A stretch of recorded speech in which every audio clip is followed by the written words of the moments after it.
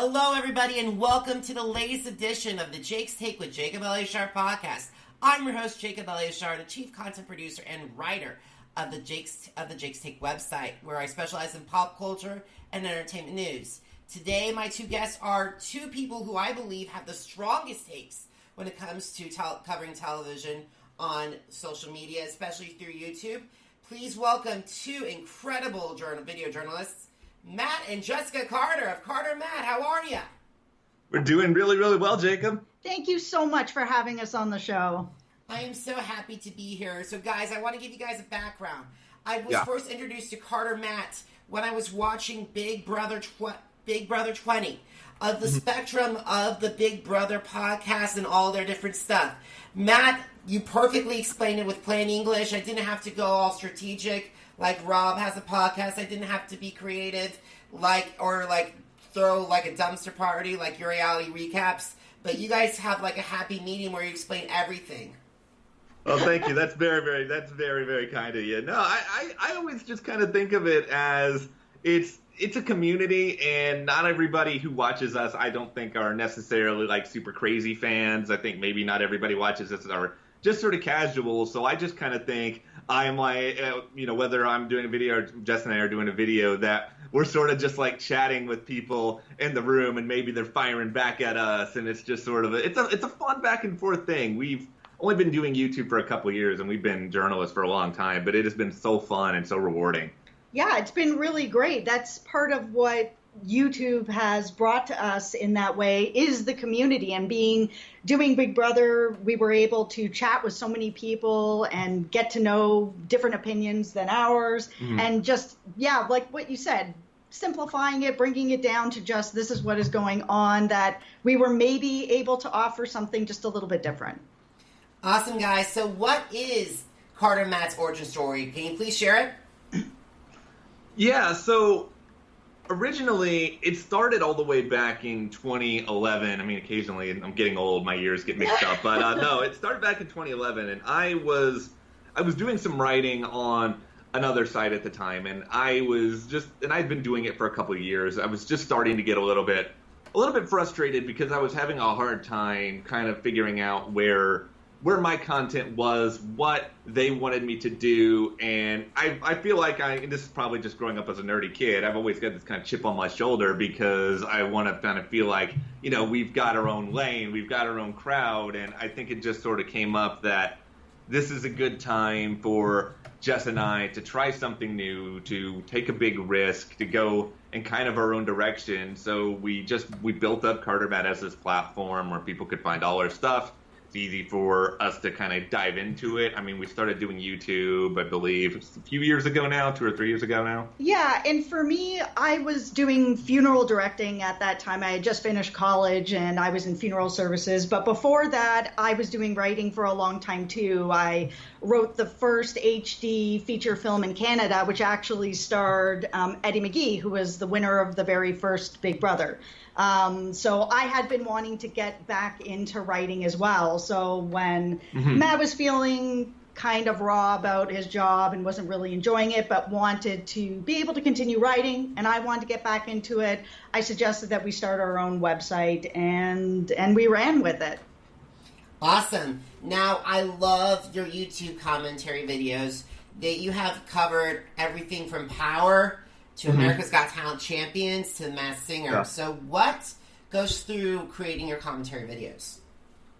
Well, I think a lot of it starts with us with shows that we just really enjoy talking about. And from there, we're able to get some really good discussions going. We really love shows where we can talk about sort of different theories and different things that are going on, like Blacklist or Vikings, and where they leave things a little more to the imagination. You can dive a bit deeper into those theories. Yeah, the other part of it for me is that a lot of times I was especially like this with Big Brother and Survivor and Amazing Race and this sort of stuff before we started doing videos. I would watch these episodes, and a lot of times I would just go to Jess and just be like, can you believe this person did this? And I would just like spout off for like 10 or 15 minutes.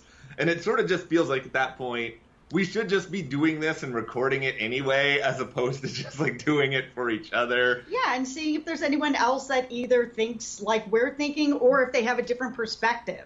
Yeah. Something maybe that we haven't thought about, because one of the things that I enjoy most about doing YouTube is that I'm able to chat with people about it in the comments. Yeah, and I think this is just kind of my larger social commentary on life as a whole, not to get too deep like 10 minutes into a podcast, but I feel like we're in this culture now where everyone feels like they have to be right all the time. And if somebody disagrees with them, they come back and they have this big sparring argument. And I just feel like it's television. It's fun. It's silly. You know, there's no right or wrong answer a lot of times with things like Survivor. It's just fun. Let's all just relax and enjoy things. Yeah. I totally agree about that. So what have been some of the challenges that you guys have faced throughout your career, and how have you overcome those obstacles? Well, for me, one of the biggest challenges is that people think that CarterMatts is like Matt is a one-man show. Yeah. And that's not the case. And part of that is my own fault, because I'm the person that came up with the name for the website. And so because it's called CarterMatts, everybody thinks that Matt does everything. And it's been an equal partnership since the beginning with the website, with the YouTube channel. So my biggest struggle is just that I get lost a lot. Yeah, and it's tough sometimes, because it's always nice to get compliments all the time, but it's also weird sometimes when you get a compliment and you don't feel like it's fully your own and you don't feel like it's fully merited. And so that occasionally gets kind of awkward for me. But the other part of it is just, we started out, we didn't have, any seed money. We didn't have really any support from anyone. And it's always just been, okay, how can we find a way to keep pulling ourselves up by our bootstraps and sort of get to that next big thing? And, it is fun. It is a grind. I mean, we don't have a lot of days off. We work really, really long hours, but it's rewarding in the end, and it's fun. And I just think that if you're going to do what we do and you're going to work the number of hours that we work, you better darn enjoy it. And I'm pretty happy that we do. Absolutely. And one of the things I love enjoying about you guys is your thoughts and takes on reality television shows such as America's Got Talent, Big Brother, and Survivor. Now, all three of these shows are celebrating major milestones this year. AGT will air its 15th season, while both Big Brother and Survivor will be celebrating their 20th anniversaries on CBS. In your humble opinions, why have these shows lasted longer than such iconic shows and legendary shows? I'm talking about ER, Everybody Loves Raymond, Friends, and The West Wing. Those shows that cannot be rebooted. I think part of why reality TV is able to stand the test of time with some of this stuff, and that some of the shows you've mentioned that are iconic shows that haven't lasted as long, is just that they're so different. Because reality TV, you have new people coming on every time and different twists, where with scripted, you have to come up with the stories. A lot of the stories end organically, that they just come to that end and there is nothing else to tell.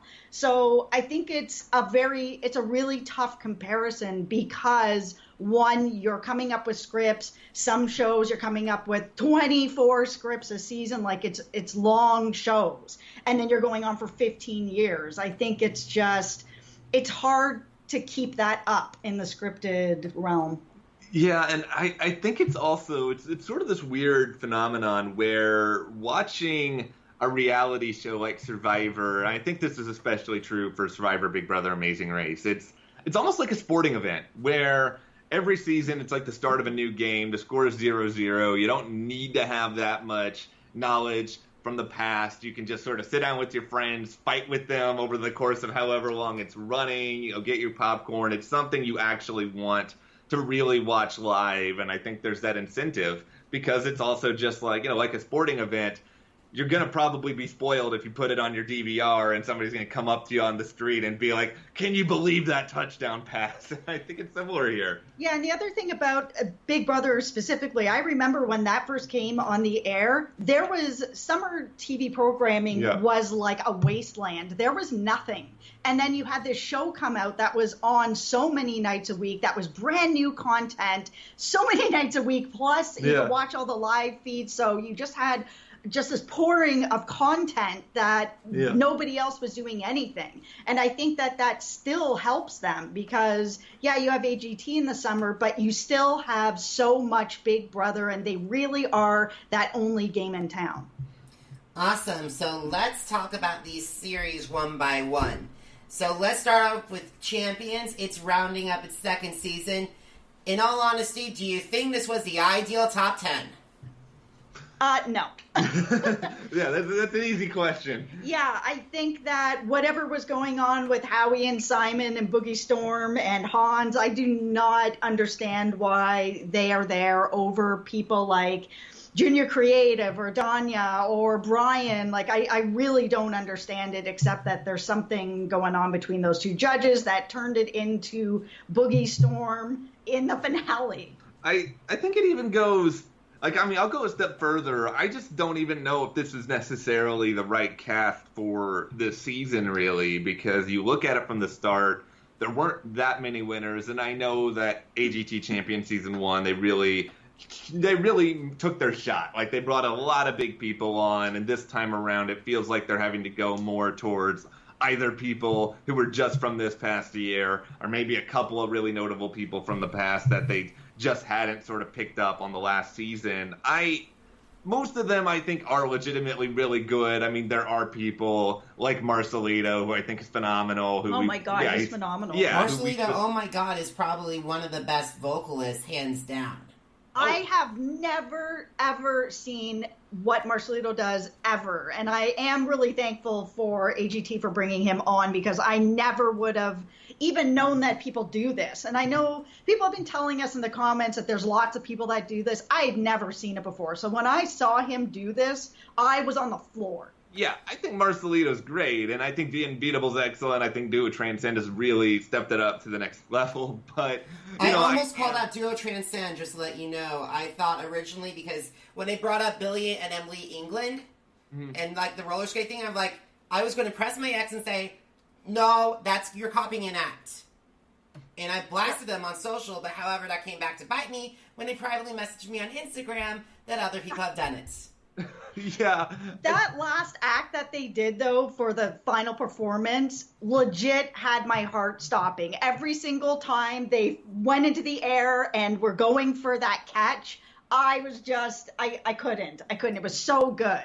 Yeah, they're so dynamic. I think they bring a lot to the table. I like the roller skating thing just because it was like, all right, I know Billy and Emily, that's kind of their deal, but hey, that's fine. If you want to do two things that I could never possibly do in my life in one performance, go for it. But yeah, get rid of Hans, get rid of Boogie Storm. I mean, I am a committed ex-junkie. I have admitted this a number of different times. I would have put him in. Yeah, and I'm on an island by myself with not really being that impressed with him. I don't think that he was bad, but I didn't think he was amazing. And this was my first sort of into the venue with X. I'd never seen him before, and this is all I've seen of him. And I thought it was okay. But yeah, I know I'm on an island by myself. Everybody loves X. The thing is, I got to say this. You were on the point about old acts. I'm like thinking about the legendary voices from the show. Brandon James, Andrew DeLeon, Barbara Badia, the Forte Tenors, the Angel City Chorale. Yeah.